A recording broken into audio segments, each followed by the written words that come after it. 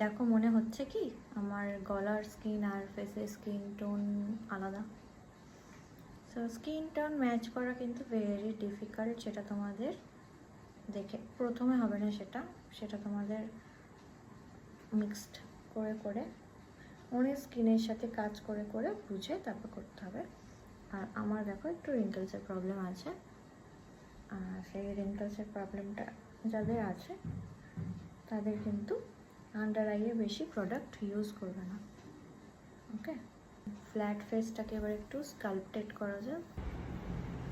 Cream ব্লাস্টটা apply করে নিই। ছটপট কিন্তু ব্লেন্ড করতে হবে, আমি বারবার বলছি। এগুলো একটু ড্রাইং প্রোডাক্ট হয়।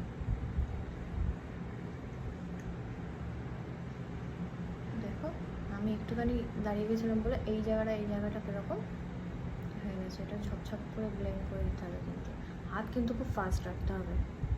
আর এই ব্লেন্ডারটা হচ্ছে এফ বিউটির ব্লেন্ডার, খুব ভালো একটা ব্লেন্ডার, তোমরা চাইলে ইউজ করতে পারো।